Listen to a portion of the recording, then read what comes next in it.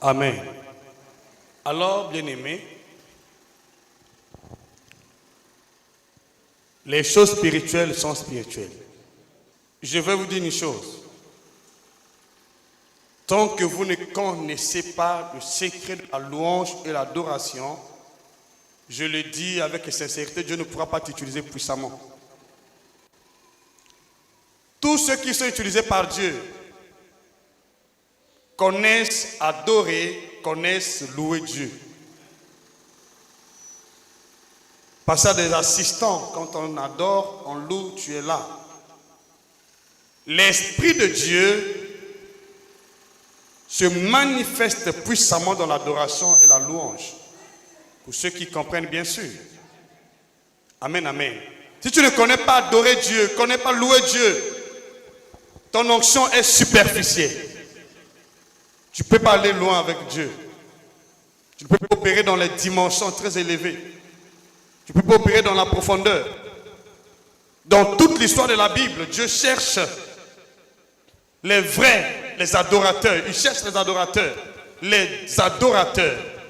Pourquoi il cherche les adorateurs? Parce que Dieu donne son onction, sa puissance aux adorateurs.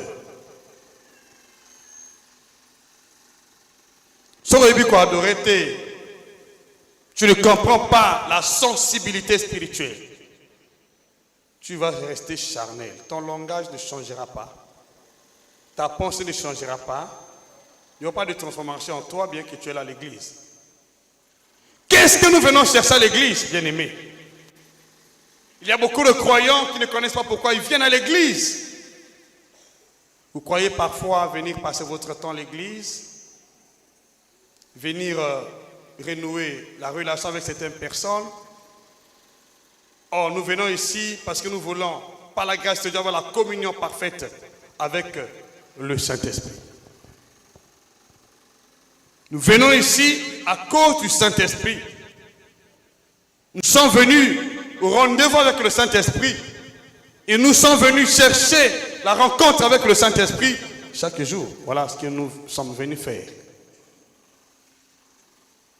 Il n'y a pas d'onction en dehors de la louange et l'adoration. Est-ce qu'on peut dire Amen? Il n'y a pas d'onction en dehors de la louange et de l'adoration. Si tu n'adores pas Dieu, tu ne loues pas Dieu, tu n'auras pas son onction. Remarquez quand Béni Hinn célèbre les cultes, le pasteur Christ célèbre les cultes, pas le pasteur Christ d'ici, où il n'y a que l'homme. Amen.